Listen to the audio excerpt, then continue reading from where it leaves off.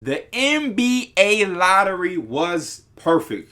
I'm so sorry for any of y'all teams that had a chance to get the first overall pick but didn't. Welcome to what it feels like. I'm a Knicks fan, so I've experienced that so many times. It feels good to not have been in there this year, but it is exciting to potentially have that number one pick. It is, even though it goes quick. The idea and the expectation and the hope of landing the first overall pick, and then you build that hype and that anticipation all the way up to very soon realizing in like a split second in the draft lottery that you hear your team called at like 8 or 9, and you're like, oh shit, well, we're not getting the number one pick. So all that editing all that editing of Cade Cunningham in my team's jersey was for nothing because we have the 8th overall pick. I know how that feels. We've had the 7th overall pick. We've gotten the top 3 where they give you your own little, they do the first however many, and then you get to the top 3, and all of a sudden, it goes to commercial break, and now they got the 3 representatives all standing up, and we were the 3rd team, and we got R.J. Barrett and missed out on John Morant and Zion Williamson. So I know how it feels. But as a basketball fan and removing fandom of teams and everything, I must say that it was exciting. It was very exciting. Just like this entire season has been exciting. I'm going to keep echoing that and saying that because as a basketball fan, if you remove yourself from your fandom for a split second and just realize and appreciate the season we've had, man, it's really refreshing. Like to get out of the bubble and the pandemic with no fans and different things like that, weird free agency, just everything was weird. To just make it out of that time, and to get through it, and to now be at this point where we have 4 teams that was unpredictable to be in the conference finals. We got all of these big dogs and big teams that we thought were going to do this and that at home. And now we get to the draft lottery and the Pistons win it. I don't see any scenario where anybody outside of Pistons fandom or Piston fans thought that the Pistons would win it. I can't remember the last time the Pistons had a number one pick of all the years that they have been. And in the lottery, I think the last first overall pick was Bob Lanier. So for them to win it was exciting. Obviously, they're probably going to take Cade Cunningham. I got the little list right in front of me. I'm just trying to go through the first 14, the actual lottery, and off the top of my head, come up with different scenarios with y'all because I know that's what y'all love. Of course, as time goes on and we get more information and we're able to sit and hear out what teams are trying to do or wanted to do, I'll put out real draft videos with real mocks and probably do something what I would do if I was each team, and then what I think they'll do. Probably do some videos like that, at least for the lottery, which is the top 14 picks. But at number 2, I think is real interesting, and this is why I like the draft because it's not predictable, right? Like we've had different years where we knew exactly what a team would do, who they would take, and everything like that. But I think with the Rockets, they do have a little bit of a question on their hands. Do you take Jalen Green, the exciting 2 guard, who probably will have different moments in throughout his rookie year where he can have games where he lights it up, or do you take Evan Mobley and you have a Twin Towers with him and Christian Wood, and Evan Mobley might not be as sexy of a pick as Jalen Green. Bigs take a little bit more time developing. You probably have some rough patches in the first rookie season, and it won't be high scoring numbers, and his jersey won't be as easy to sell from day one like it would be with an exciting highlight reel type guard in Jalen Green. But I think that's a real question and the limit that they have in their hand. I think ultimately the Rockets right now are in a situation where they just want to accumulate talent. You know what I mean? I don't think any pick will be the wrong pick.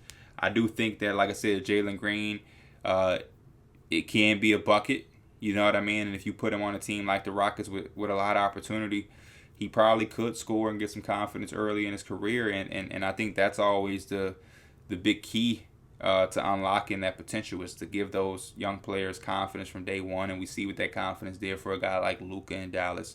We see what the confidence did for a guy like John Memphis. And we're seeing what the confidence did to a guy like Trae Young, who's now in his 3rd year in the Eastern Conference Finals with a chance to go to the finals. And I think that is part of it, because I think that part is because all of those organizations and all of those guys who were taken were put in situations by those organizations that allowed them to play their type of basketball and to have that confidence. It's a big confidence booster for a team to draft you and from day one say that this is your ship. We're riding with you. We're going to ride it out with you. And I was even critical about that with Ben Simmons. Like, I think that's one of the main things, the main reasons why Ben Simmons can't really get his confidence, because they're not riding with him. He's a part of it for sure, but that's Joel Embiid's team. And I think he and Giannis, even though Giannis is on a different level completely because he's a 2-time MVP and a Defensive Player of the Year, but I think when you strip everything down, their games have a lot of similarities, especially without the non-shooting aspect of it. But you have a guy like Giannis who's been bred and, you know, by his team and developed into a guy who they said, we're starting and ending with you. You are our guy. You can do no wrong. We're rocking and we're rolling with you. And when you get that reassurance from an organization, it makes you confident. That's why Luka will take the type of shots Luka takes, because it's like, this is my shit. That's why Trae Young takes the type of shot. You know what I mean? You have to have confidence to be as young as Trae Young was in his rookie year, taking Steph Curry range shots, crossing half court and just letting it ride and doing whatever you want to do. That comes from confidence, and the confidence comes from you putting the work in as a player, but also that backing from your coaching staff and the front office to say, do you play your game, be confident, and don't be afraid to miss, make mistakes, and to ultimately lose. You know what I mean? Like, go out there and develop, and like, don't be afraid. Like, don't be afraid to fail. And I think guys like Ben Simmons specifically, they haven't been in a situation where they've been told, don't be afraid to fail. He's scared to fail, which is why he had the moments he had in the playoffs where he was passing up dunks and shit like that, because he was afraid to get to the free throw line and ultimately fail.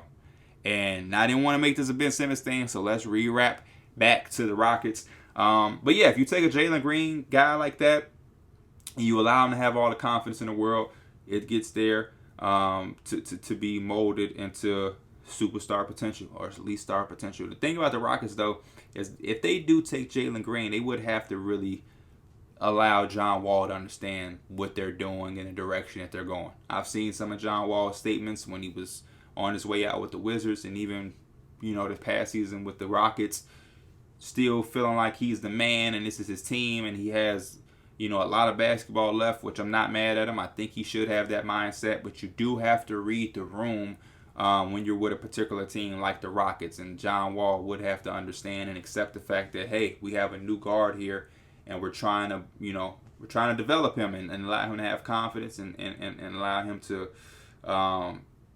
rock out, basically. But I wouldn't be mad.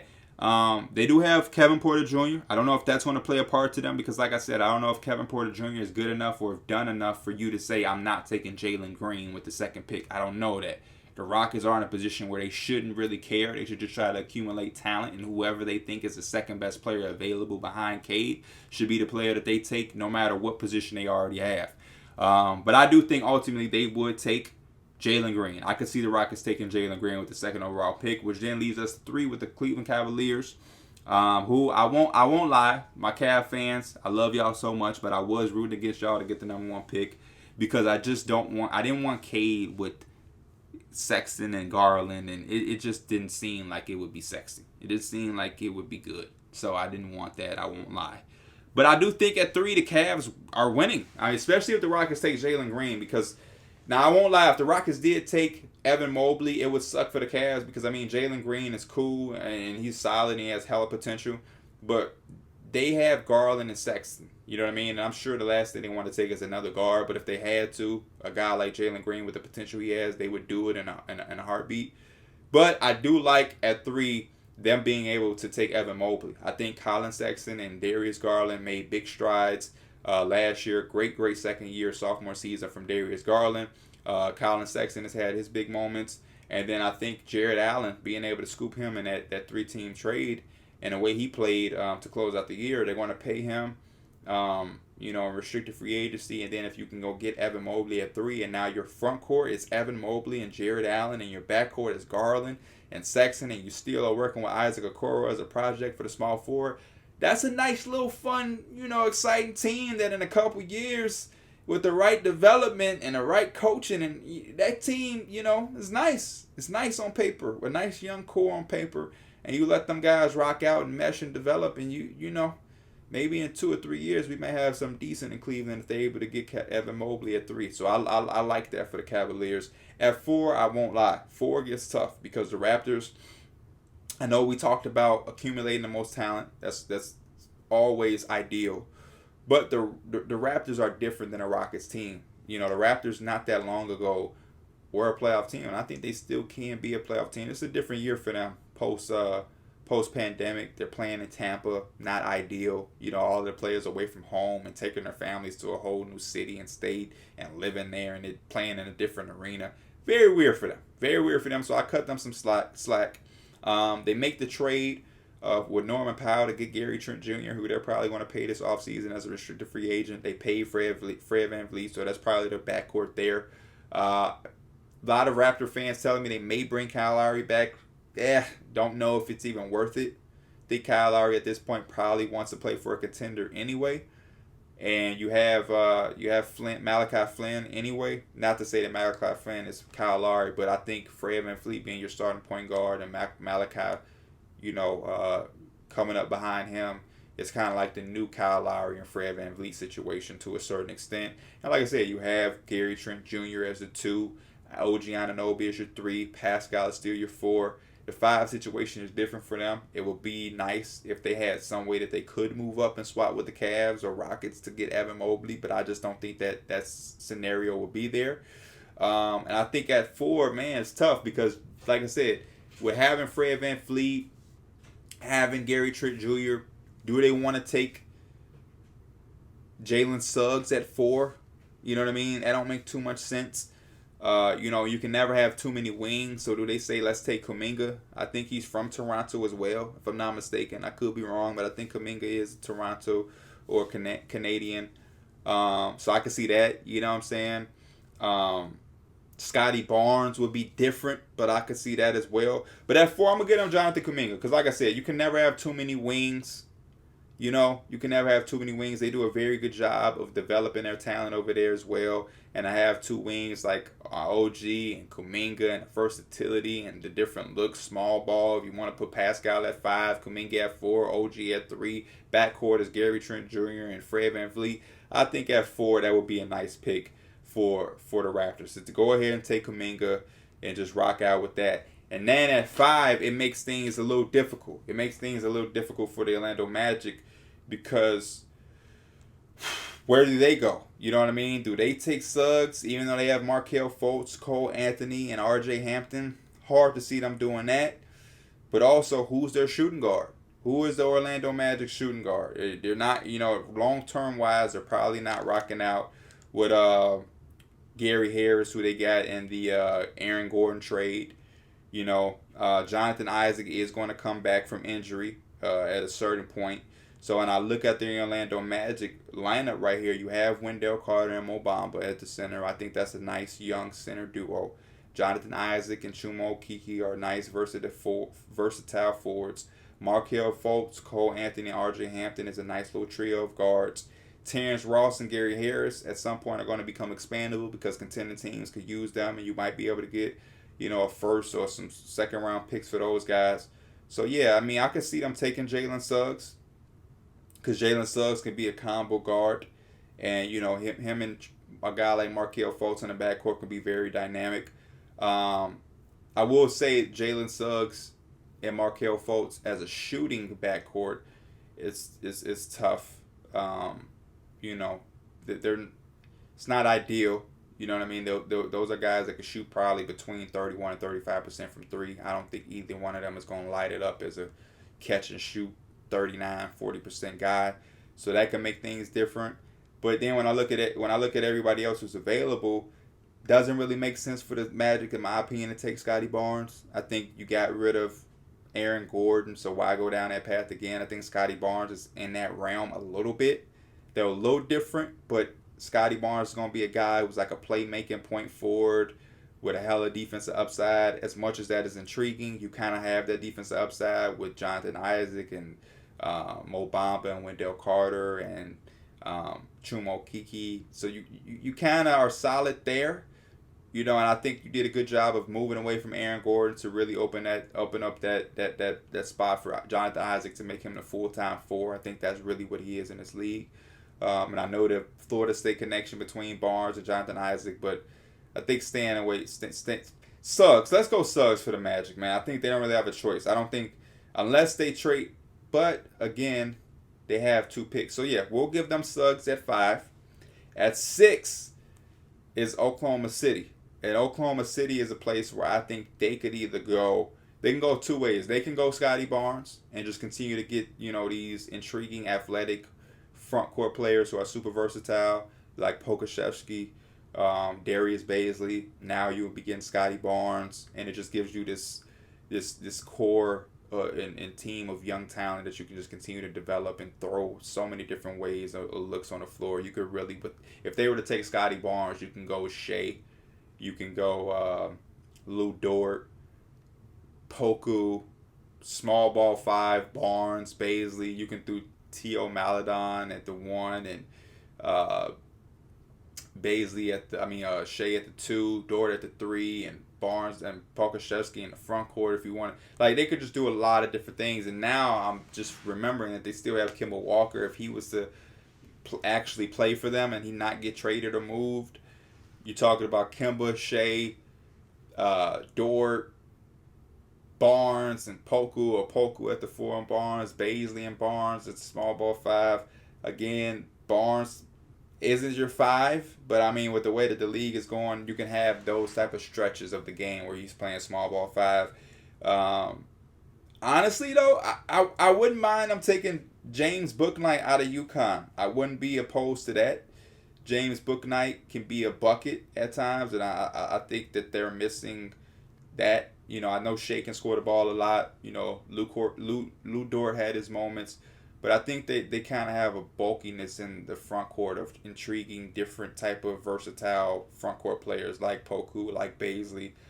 So I don't know how I feel about bringing another one into that situation. But Bouknight is a guy that if Kemba does play, you can let him be like a Jordan Clarkson, come off the bench, just fill it up, and let him just have the green light. If you end up popping off Kemba, you could just slide Shea to the 1 and let Bouknight get some minutes at the 2. If he's not ready, you got other guards who can come in and start while he just comes off the bench. And so I would take Bouknight at 6 personally, and then at 7 we have the Golden State Warriors. I personally wouldn't mind seeing the Golden State Warriors finally make a draft day trade. As I know James Wiseman, I'm not giving up on him early, but I know what the Warriors are trying to get back into.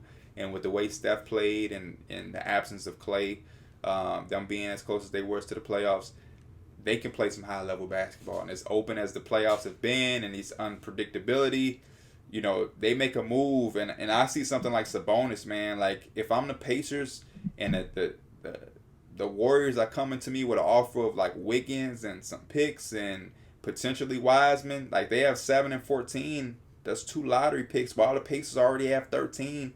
And you give them Sabonis, and you're able to get 3 lottery picks with Wiseman and Wiggins, and maybe the Warriors don't give up all of that. Maybe it's just one of the picks. Maybe it's just a 7th pick. Even then, if I'm the Pacers, I kind of like that. Two lottery picks. And if I'm the Warriors, so if I get Sabonis as my center with Draymond as my 4, and then Curry and Clay as the backcourt, you still have, man. That's tough. And then even with that, if you didn't have to give up Wiseman, if you just gave up a 1st-round pick in Wiggins, and you were able to get Sabonis back, and you still had Wiseman and the 14th pick, now you can pair that up, or man, it just opens up a door of opportunities for the Warriors, and I like it for them. So I'm hoping that they do something there. If they don't, though, I can see them taking Scotty Barnes. Take Scotty Barnes, let him learn for Draymond Green. And be molded and mentored under him and see what he can do, and just continue to add to what you have. That's if they keep it. I would be a fan of them to trade it, but I could see Scotty Barnes going to them at 7 if they keep it. At 8 for the Magic, I must say at 8 for the Magic, I do like Moses Moody. Just continue to add to the guards. Like I said, you take Jalen Suggs. Moses Moody is someone that's shooting, potential 3-and-D guy. Really safe pick. I really trust what he's going to give you. It would be a shame for the Kings because he would also make sense for the Kings. But at 9, the Kings, I mean, I see the Keon Johnson thing and the situation it gives them the defense, but I really want to give them I really want to give them something that they compare with De'Aaron Fox. And for that sake, I really do. It's a couple guys. I like Jalen Johnson a lot out of Duke. You could play him a lot of different ways. I know the outside shot isn't typical or where you would want it, but I think he would be nice. Corey Kispert could really space the floor, but you got Buddy Hield for that. So do you really want to take Corey Kispert as high as number 9? You even got, like I said, Keon Johnson. But is Keon Johnson complimenting De'Aaron Fox? They still, like I said, they still have Buddy Hield.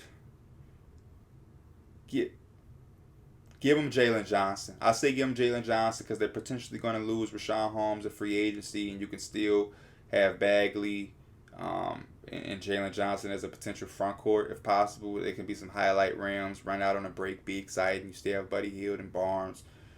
So I guess at 10 with New Orleans, the mock has them taking Davion Mitchell. I think they take Corey Kispert. They just need shooting so bad, man. They need shooting. You bring back Lonzo to make Zion happy, and the shooting. When you have a guy like Zion Williamson, you can never have too much shooting, and it might be a little early than you want to, but you take Corey Kispert at 10 anyway because of that reason. He provides you shooting. And then when you get to Charlotte, Charlotte, Keon Johnson is still available. It's the type of players I guess you would want to surround LaMelo with. Heart, soul, fighting type players. But they also have Kai Jones out of Texas, who I really like because the Hornets are in desperate need of a big. So I can see them taking Kai Jones. And I'm actually going to give them Kai Jones. And then at 12, the Spurs, Davion Mitchell. Maybe Davion Mitchell is a guy that can come off the bench for the Spurs. He's going to guard. He's going to do some shot making. That's exactly what Pop and the Spurs always like. They kind of got that out of Devin Vassell last year. So I like Davion Mitchell for them. And then I guess Keon Johnson to the Pacers. He seems like a Pacer type of player. Not going to lie. Seems like a Pacers type of player. And then at 14, Golden State, Franz Wagner. Maybe. Floor spacing, size, and shooting. Maybe even Zaire Williams from Stanford.